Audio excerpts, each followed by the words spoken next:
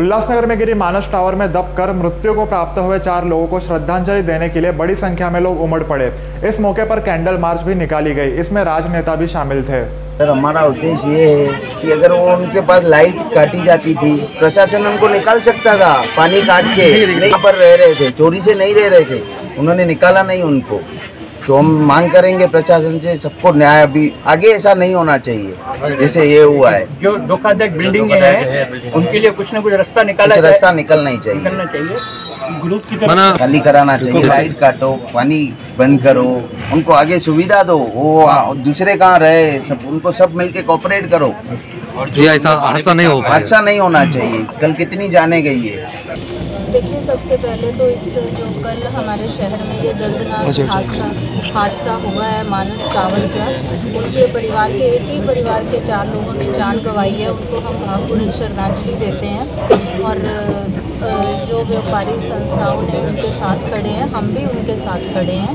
और उनको मतलब ये एक बहुत ही दिल दहला देने वाला है। जैसे कि हमने सोशल मीडिया पे देखा कि जिस बच्ची की जान गई है उसकी दिसंबर में शायद शादी होने वाली थी। मेरा ऐसे है कि जब तक ये अवैध निर्माण बंद नहीं हो जाते तब तक हमारा शहर ऐसे ही हादसों से गुजरता रहेगा, क्योंकि हमारा अपना ये पर्सनल व्यक्तिगत मत है। ये वो बात हो जाती है कि हम कैंसर के हॉस्पिटल बना रहे हैं, पर जिस चीज़ से कैंसर फैल रहा है उस पर हम कोई रोकथाम नहीं कर रहे हैं। तो यही मुद्दा उल्लासनगर में ये धोखाधड़ी इमारतों का है।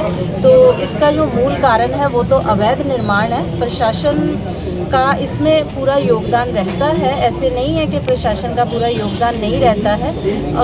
लेकिन ऐसे है कि वो भी कभी ना कभी, जैसे मेरी निवेदन है लोगों के आगे भी कि जिन बिल्डिंगों को धोखाधड़ी बिल्डिंगें घोषित किया जा चुका है उनमें प्लीज़ ज़्यादातर करके नहीं रहें, क्योंकि अपनी जान का जोखिम में नहीं डालें और अपने परिवार का ध्यान रखें। और जो आपने गवर्नमेंट का GR आने का बात की थी और राष्ट्रवादी कांग्रेस पक्ष की बात की, राष्ट्रवादी कांग्रेस पक्ष धोखाधड़ी बिल्डिंगों के मुद्दे में इतिहास गवाह है, हमेशा आगे आता है। पर मेरे हिसाब से ये समय नहीं है कि हम इस मुद्दे पे कोई राजनीतिक बातें करें। हमें सब शहरवासियों को एक प्लेटफॉर्म के नीचे आके ये अवैध निर्माण सबसे पहले है वो बंद होने चाहिए और उसमें प्रशासन को भी कड़े कदम उठाने चाहिए। कई बार प्रशासन किसी न किसी दबाव। सबसे पहले मैं जो हमारे भाई बहन बुजुर्ग गुजर गए उनको श्रद्धांजलि देता हूँ। आज पूरे उल्लासनगर में नहीं, पूरी दुनिया में ये जो कल घटना हुई है उसका शोक है। जो बात भी नहीं कर पाते हैं, सुन भी नहीं पाते हैं।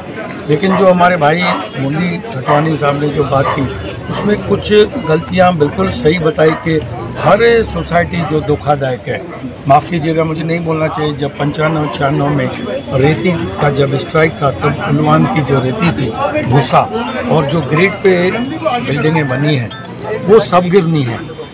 नहीं बोलना चाहिए, भगवान ना करे कभी किसी की जान ना जाए, नुकसान ना जाए, लेकिन धोखादायक जो महानगर पालिका ने बिल्डिंगें डिक्लेयर की हैं, जान है तो जान है, जान की कोई कीमत नहीं, करोड़ों अरबों रुपए की जान है। उसके लिए हम लोग जो खाली नहीं करते हैं तो वो एक्चुअली गलत बात है।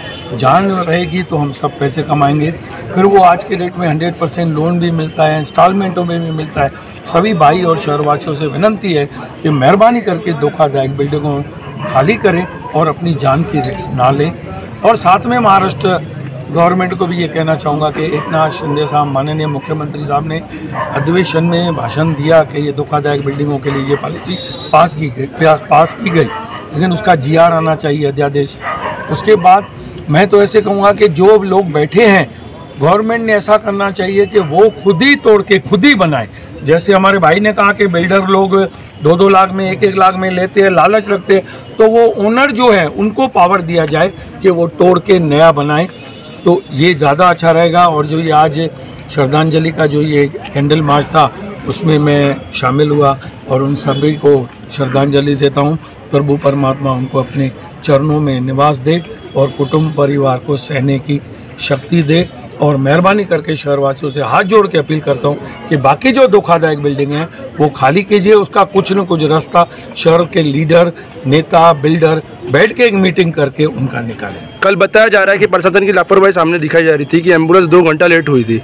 ये बिल्कुल सही बात है। हमारे भाई जो हमारे भांजे हैं, हमारे राजेश दलवानी जी, उन्होंने बहुत चिल्लाया कि लोगों को लाश को अपने हाथों से 4-5 लोग लेके गए, रिक्शा किया बगानदास हॉस्पिटल तक, जो कारपोरेशन की एक गलती थी जो दूसरी बार नहीं होनी चाहिए, और जो संबंधित अधिकारियों ने ये गलती की उनको सजा देना चाहिए, सस्पेंड करना चाहिए। और बताया अपना ये कहना है कि इस बिल्डिंग में लोग लुका छुपी से चुप के रह रहे थे, इस बारे में आप क्या कहना चाहेंगे? अभी महानगर पालिका ने कभी भी कोई बिल्डिंग सील नहीं की ना। जब धोखादायक डिक्लेयर करते हैं तो आप मेहरबानी करके सबको निकाल के बिल्डिंग सील कीजिए। कल 4 जाने के बाद सील कर सकते हैं, पहले नहीं कर सकते। तो ऑफिसरों को जो भी धोखादायक बिल्डिंग है वो सील करनी चाहिए, क्योंकि बेचारे गरीब लोग, सचमुच मुरली भाई ने कहा, जिसको डिपॉजिट भरने की ताकत नहीं, भाड़ा भरने की ताकत नहीं, नया लेने की ताकत नहीं, वो तो बेचारे बोलते हैं भली हमारी जान जाए, बैठे रहेंगे। लेकिन ऐसे लोगों की जान हमें बचानी है। और ऐसे कई गरीब लोग हैं जो अपना घर नहीं छोड़ पाते, न जिनको गुजर बसर कर पाते, तो उनके लिए तो माननीय शासन प्रशासन एक जुमला होता है, हम करेंगे, करते ही कुछ नहीं, तो आम जनता तो मरती ही रहेगी। तो उसके लिए कोई सुझाव या कोई ऐसा पास कराया जाए ताकि आम जनता को मदद मिले। मैं अपना घर छोड़ूं उससे पहले मुझे घर मिले, ऐसा शासन प्रशासन क्यों नहीं करती? माफ़ी चाहते हुए बोलता हूँ, हम लोग आज के डेट में 4 अप्रैल के बाद नगर सेवक नहीं है, एडमिनिस्ट्रेटर और कमिश्नर एक ही है। हमारी इलेक्टेड बॉडी चुन के आवे, इसके बाद जो आप कहते हैं, यकीनन पहली महासभा में ये पॉलिसी 15 साल से चल रही है, इससे पहले कहीं जाने गई है। मैं माफ़ी चाहता हूँ जो भी हमारे आए उनके लिए, हमें आदर है, मगर आप लोगों ने क्या किया ये मीडिया के सामने बता सकेंगे? किसको बताने की हिम्मत नहीं होगी। हम लोग आते खाली आश्वासन देते, सब करते। मैं शिंदे सरकार से अभी हाथ जोड़ के विनती करता हूँ, हम लोग जो कुछ लाना चाहते हैं GR वगैरह, वो इलेक्शन को ध्यान पे रख के लाते हैं कि भाई इलेक्शन आवे उससे पहले हम लोग 1-2 महीना पहले कुछ GR लावे। मेहरबानी करके ये पॉलिटिक्स छोड़ के लोगों की, अभी शिंदे साहब को क्या बताऊँ, उस पिताजी की हालत आके देखिए जिसका अभी कुछ भी नहीं बचा, जिसका वो बुढ़ापे का सहारा था उसका कुछ नहीं बचा, वो पूरा परिवार जिसका अभी कोई दिया जलाने वाला नहीं बचा। इससे ज़्यादा आप क्या देखना चाहते और कितनी लाशें देखना चाहते हमें बताइए। सब लोग आते हैं अपनी बातें करके जाते हैं, ये हुआ वो हुआ, उससे पहले किसने क्या किया ये कोई बताने को रेडी नहीं है। देखिए, ऐसी दुर्घटना को हम लोग सर्वनाश कह सकते हैं कि ऐसे किसी परिवार के ऊपर ऐसा दिन ना आए।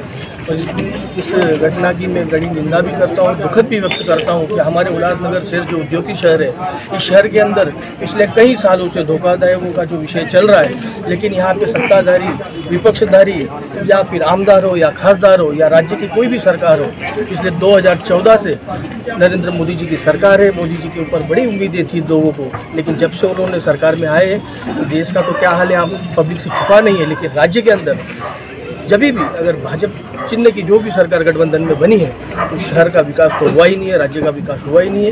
लेकिन उल्लासनगर शहर के अंदर आज धोखाधड़ी का जो विषय है, जैसे आज महासभा के अंदर अगर महाराष्ट्र के मुख्यमंत्री जब GR निकालते हैं तो वो GR पब्लिक क्यों नहीं होता है? महानगर पालिका के अंदर हर चीज़ ऑनलाइन की जा सकती है। जब हम लोग टैक्स भरते हैं ऑनलाइन, लाइट बिल भरते हैं ऑनलाइन, पानी का बिल ऑनलाइन भरते हैं, तो क्यों ये GR ऑनलाइन पब्लिक तक क्यों नहीं पहुंचता है? और रही यहाँ पे डेवलपमेंट की बात, देखो यहाँ पे नोटिस देने के बाद खाली करने की बात है। बिल्डिंग खाली करने के पहले वो गोरगरीब परिवारों को महानगर पालिका की जवाबदारी है, जब नोटिस दे सकती है, जब उनसे वो कर वसूल कर सकती है, पानी का बिल वसूल कर सकती है, तो उनको अल्टरनेट पहले जगह आनंद पालन में दी जानी चाहिए, उसके बाद उनको खाली कराना चाहिए और उनको ये घटनाओं से बचाना चाहिए। कल बताया जा रहा है कि मनपा के लोग बोल रहे थे छुप छुपाई के इस बिल्डिंग में रह रहे थे, जब गरीब लाइट बिल नहीं भरता तो उसका लाइट काट दिया जाता है, तब अब इतना बड़ा घटना घटने के बाद लाइट क्यों नहीं काटा गया था पहले? आपने बहुत अच्छा सवाल किया है। मैंने यही आपको एक आपकी चैनल के माध्यम से मैं यही आपको दर्शाना चाहता हूँ कि नोटिस एक महानगर पालिका अपने ऊपर की जवाबदारी टालने के लिए देती है कि हमने दी थी, देने के बाद जो उनकी कार्रवाई की जाती है, उनके ऊपर जो जवाबदारियां बढ़ती है, वो क्यों नहीं उन लोग पार पाड़ते हैं? आज भू माफियाओं को पूरा सपोर्ट करती है। शहर के अंदर अधिकृत आज की चीज जैसे बांधकाम जितने पिछले 10-15 वर्षों से बने, आपको क्या लगता है कि ये आने वाले 10-15 सालों के बाद ये दर्जर नहीं होंगे, ये नहीं गिरेंगे, इसमें लोग नहीं मरेंगे? तो इसकी जवाबदारी और इसका पूरा का पूरा इसने महानगर पालिका को ही जाता है। अभी एक साल में बहुत सारी दुर्घटना घटी है और अभी जो मुख्यमंत्री है उन्होंने आश्वासन दिया था कि हर जो 5 लाख तो मिलेंगे, अभी तो वो आश्वासन देखिए दे रहे हैं। ऐसे सरकार जुमली वाली सरकार ने न जाने कितने बार कैसे 15 लाख के ये नौकरियों के कितने यहाँ पे हमारे शहर की नौकरियाँ छीन ली उन लोग ने आने के बाद, सत्ता में बैठने के बाद। देखो ये सब जुमलेबाज सरकार है, ये कुछ नहीं करने वाली है। मैं सिर्फ महानगर पालिका को, उल्लासनगर शहर के हित की खाली बात करता हूँ। अगर महानगर पालिका को हम लोग कर देते हैं तो हम लोग महानगर पालिका से ही अपेक्षित रह सकते हैं। उनको ही जवाबदारी है, जब नोटिस देने के लिए वो आते हैं तो उनका काम है कि हमारी अल्टरनेट व्यवस्था की जाए। देखिए प्रशासन कोई कानून नहीं बनाना चाहता है, क्योंकि प्रशासन खुद भ्रष्ट प्रशासन है। क्योंकि प्रशासन में जितने अधिकारी बैठे हैं सब के सब भ्रष्टाचारी अधिकारी है, क्योंकि हर कोई अपनी जवाबदारियों को टालना चाहता है और लोगों की जान के साथ खेलना चाहता है। देखिए ऐसी पिछले कई दिनों में 1-1.5 महीनों में कहीं जाने गई है, जैसे गोल मैदान पे एक मजदूर की जान गई थी, जबकि वो बिल्डिंग के अंदर पता है धोखादायक नोटिस दिया हुआ है। तो इसी धोखादायक बिल्डिंग के अंदर पर प्रांतीय और बेचारे ऐसे गरीब मजदूरों को लेके काम करके उसकी मौत हो गई। झारखंड का मजदूर का कहाँ ना कहाँ कुछ लोगों ने मुझसे संपर्क किया और मैं उनकी मदद के लिए गया, तो उस मजदूर को वहाँ पे तो आश्वासन दे दिया, लोक प्रतिनिधि आए थे कि उसको यहाँ पे ट्रीटमेंट का उसको हर्जाना दिया जाएगा, लेकिन आज तक उस मजदूर की लाश चली गई है झारखंड, लेकिन अभी तक उसको कोई भी हर्जाना दिया नहीं गया है। लेकिन इसीलिए मैं कहता हूँ कि ये सब चीज़ें उल्लासनगर में ना होए तो जनता को जागना पड़ेगा और प्रशासन के खिलाफ मोर्चा उठाना पड़ेगा। पर कल देखने मिला कि इतने सारे राजनीतिक लोग आए थे जिन्होंने कुछ आसन नहीं दिया परिवार को, मृतक के परिवार को, तो उस पर क्या बोलोगे आप उन्हें? मैंने अभी आपको पहले भी कह चुका हूँ कि जो राजनीतिक नेताएं आए थे, आमदार आए थे, स्थानिक नगर सेवक आए थे या कोई भी पॉलिटिकल लीडर आए थे, इनके पास आश्वासन के अलावा कुछ नहीं है। अगर रहता तो मेरे एक दोस्त ने पूछा था कि पिछले 15 साल में इतने इंसिडेंट हुए, इतने सब कुछ हुआ है, तो कहाँ थे आप लोग? तो ये सही बात है कि यहाँ पे सभी लोग जुमलेबाज लोग हैं। मैं तो चाहूँगा कि इसी जनता को फिर से जागना पड़ेगा और ऐसे नेताओं को, भ्रष्ट अधिकारियों को उनकी जगह दिखानी पड़ेगी। इस तर उल्हासनगरमधील नागरिकांचं दुर्दैव आहे की आम्ही फक्त कॅन्डल मार्च करतोय, लोकांचे जीव जाताना आम्ही बघतोय आणि ते उघड्या डोळ्यांनी पाहावं लागतोय।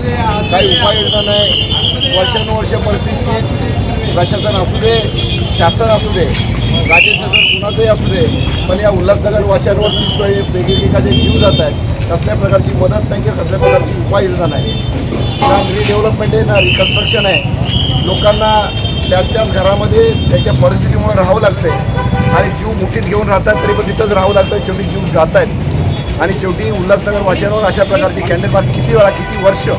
आताचे जे मुख्यमंत्री आहेत त्यांनी मागच्या टायमाला घोषणा केली होती, अद्याप पैसे मिळालेले नाहीत, त्यांना मदत मिळालेली नाही, ह्यावेळी पण आश्वासन काय झालं नाही आहे। मागच्या वेळेस आश्वासन दिल्यानंतर सुद्धा अजून मिळालेलं नाही, त्याचं साक्षीदार आम्ही आहोत। आमच्या साक्षीने त्यांना मदत जाहीर केली होती, म्हणजे उल्हासनगर 1 नंबरमध्ये असतील, 2 नंबरमध्ये असतील, कारणं काही असतील, पण वास्तविक पाहता त्यांना मदत मिळाली नाही। मदत जी जाहीर केली तुटपुंजी जी होती, 5 लाखाची होती, ती अजून मिळाली नाही, ना महापालिकेकडून ना शासनाकडून। आता मुख्यमंत्री आहेत, आता तरी मदत व्हावी। आमदार या ठिकाणी आले होते, आमदारांनी जाहीर करावं आणि या अशा प्रकारच्या घटना होणार नाही याची काळजी घ्यावी अशी सरकारला आम्ही विनंती करतो। अजून किती जीव जाणार आहेत आमचं? रीडेवलपमेंट का जब प्लान आया था, जब वो निर्णय आया तो बहुत सारे बैनरबाजी हुई, बहुत सारे ढोल ताशे से उसका स्वागत किया, पर आज उनमें से एक भी यहाँ पर श्रद्धांजलि के लिए दिख नहीं रहा है। सालों साल से हम सुन रहे हैं, देख रहे हैं, उसके साक्षीदार है कि रीडेवलपमेंट होगा, उल्लासनगर वासियों को न्याय मिलेगा, उल्लासनगर वासियों को नया घर मिलेगा, लेकिन कुछ नहीं, खाली आश्वासन, वादे और बस तारीख पे तारीख है। जब बिल्डिंग गिरती है तभी माहौल गर्म होता है, तभी शासन या प्रशासन जागे होते और कुछ अनाउंसमेंट करते हैं कि इसके आगे नहीं होगा। पब्लिक को भी ऐसा लगता है कि इसके आगे नहीं होगा, लेकिन ये बार बार हो रहा है और कितनी जाएगी। महापालिका प्रशासन और शासन क्या करेगा, ये अभी पूछ रहे हैं। कल हुए हादसे में जो लोग मर गए, दबकर मर गए थे, तो अधिकारियों की तरफ से ये कहा गया था कि धोखाधड़क इमारतों को नोटिस देने के बावजूद ऐसे लोग चोरी छुपे ऐसी इमारतों में रहते हैं। ऐसा कहा गया था, अधिकारियों ने कहा ऑन कैमरा पे, चोरी छुपके इन बिल्डिंगों में रहते हैं, जिस वजह से वो अपनी जान गंवा देते हैं। तो अधिकारियों का काम क्या है? लाइट काटना। प्रशासन क्या काम कर रही है? प्रशासन का काम क्या है? लाइट बिल भर रहे हैं, टैक्स भर रहे हैं, चोर कैसे होंगे? टैक्स भर रहे हैं, लाइट बिल भर रहे हैं, तो चोर कैसे? अपनी जिम्मेदारी झटकने के लिए, किसी और के ऊपर डालने के लिए, नागरिकों के ऊपर डालने के लिए इस तरीके का बयान अधिकारी कर रहे हैं। कल ऐसा भी देखा गया कि जब एक सागर ओचानी करके जो बंदा अंदर दबा हुआ था, जब उसको बाहर निकाला गया तो एम्बुलेंस ही नहीं थी। तो अधिकारियों को जब इससे पूछा गया तो उन्होंने कहा कि एम्बुलेंसेस रास्ते पर हैं। कोई सोया हुआ प्रशासन है, ना शासन को चिंता है ना प्रशासन को चिंता है। महापालिका प्रशासन जैसा महापालिका में वैसे शासन में लोगों की कुछ पड़ी नहीं, इस तरीके का कारोबार। ऐसे अधिकारी यहाँ आए तो ना एम्बुलेंस मिल रही ना फायर ब्रिगेड आती, तो क्या काम का है। परिस्थिति यहाँ की हालत दिन ब दिन बदतर होते जा रही है। आश्वासन मिल रहे हैं कि उपाय योजना कुछ भी नहीं। बोरारे जी, किसी भी नेता का यहाँ न दिखना और आपका दिखना, आपकी शांति वेदना और संवेदना दिखाना, इसमें क्या कहेंगे। लाइट मार्च, कैंडल मार्च कब तक चलता रहेगा? क्या कोई उल्लासनगर वासी जागेगा? इन्हें इंसाफ मिलेगा? हर एक की भावना का चाहिए, आना चाहिए। कि मैं कहता हूँ, मुझे लगा इधर आना चाहिए, लोगों के दुख में शामिल होना चाहिए, क्योंकि सुख में कोई भी होता है लेकिन दुख में उनके साथ देना, चाहे हम उनको पूरा दुख नहीं ले सकते, लेकिन उनके साथ शामिल तो हो सकते हैं। इस भावना से मैं आऊँ। बोरारे जी, एक दूसरा सवाल मेरा आपसे, क्या लीगल इलीगल जनता के ऊपर लागू है या अधिकारियों के ऊपर भी लागू है? सबके ऊपर है। तो कल पौना सवा घंटा 1.5 घंटा एम्बुलेंस क्यों नहीं, उनके ऊपर कार्रवाई कौन सी होनी चाहिए? होनी चाहिए। कौन सी? जो जिम्मेदार है उनके ऊपर एफआईआर होनी चाहिए। कल जो बंदा वहाँ पे गुजर गया, जो चिल्ला रहा था मुझे निकालो मुझे निकालो, उनको निकालने के लिए प्रशासन असमर्थ रहा, क्यों? उनके ऊपर कार्रवाई कौन सी बैठेगी? इसका जवाब प्रशासन को देना ही पड़ेगा। तो आप मांगे कि हमको जनता को मांगना पड़ेगा? मांगेंगे, जरूर मांगेंगे। कोणार्क, अपना शहर अपनी बातें।